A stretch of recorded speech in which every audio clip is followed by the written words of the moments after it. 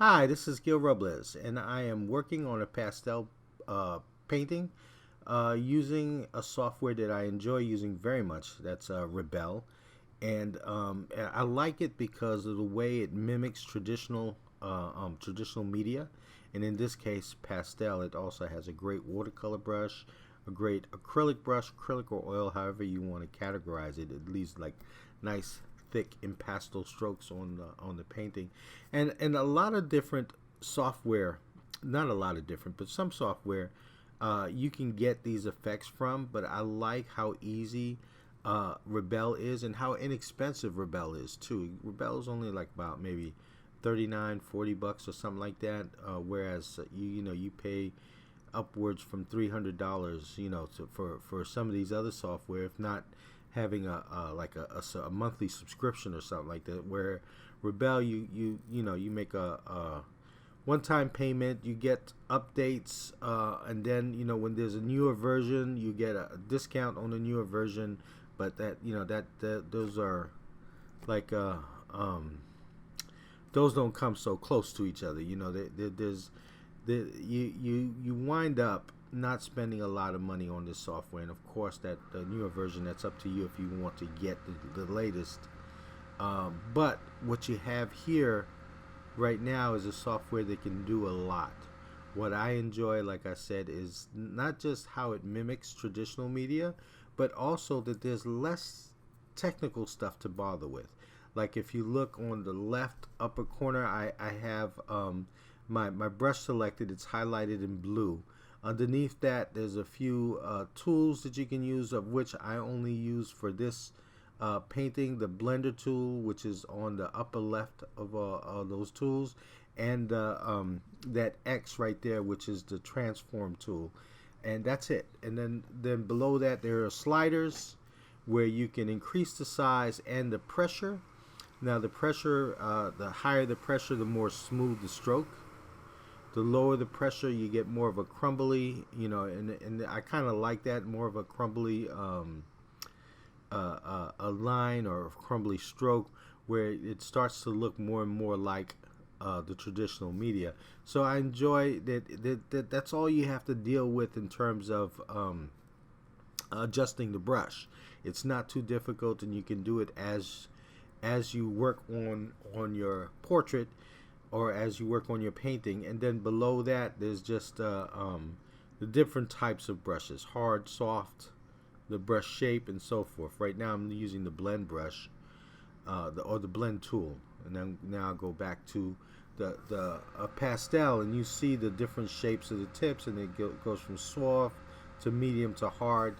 And then apart from that, just I might just involve the layers in terms of opening a new layer, decreasing the opacity on the upper layer, so I make changes, and then what I do is I merge that. Bell is just one of a number of different softwares that I enjoy using, and again, I like using these softwares because of the simplicity. And now I do use Photoshop and other software and so forth, but I like the simplicity of these softwares like Autodesk Sketchbook, Rebelle,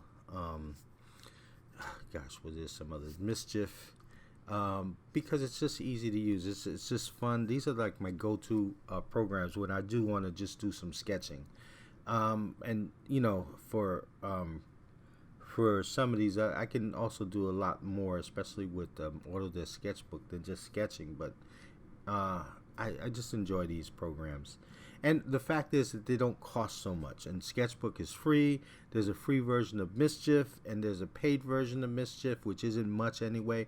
Rebelle costs like, what, 39, 40 bucks or something like that. So it's not an expensive software, but you do get a lot out of it. And if you want to do digital art, I recommend softwares like these just as a jumping point, because there's not much of a learning curve, and then all of them are very similar. So one of the things I do want to point out is this is a very condensed version of over 4 hour long video, where I post on my Patreon page For those of you who want to join on Patreon, there's a lot more on Patreon. There's I didn't do the full 4 hours that it took, but you know, in some I slowed down the video and explained things and took the time to explain what I was doing and how I use the tools and so forth, or I use the software. So I invite you to join me on Patreon. I invite you to join me on Patreon. Also on my Gumroad page, I do have other videos available for sale or for streaming, as well as a book on painting digital portraits. I have different videos. So I have a lot of them have to do with digital art. I have one video there on gouache, which there will be more of because I enjoy traditional media as well.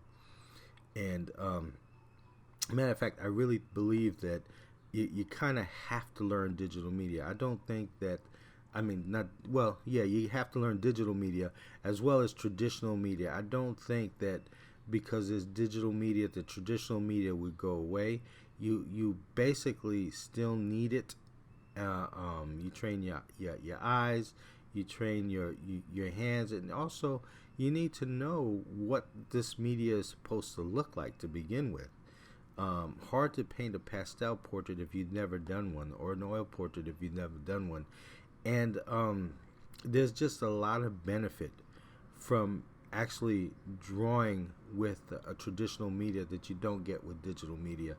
I have gone back and forth, and I know that after working in digital for such a long time, and then working from, and when I'm talking about working traditional media, I'm really talking about working from life, working from a live model, looking at what you're looking at, you know, what it is you want to paint, and translating what you see into what you show the world on paper or canvas and so forth. So I've taken watercolors and oil paints and so forth out in the field, painted outdoors, painted from a model and so forth, and drawn from a model. So and that is the way of learning, really, because you're observing objects in space, and that's better than working from photographs. As a matter of fact, a lot of the information that I draw from the photograph, I change things around.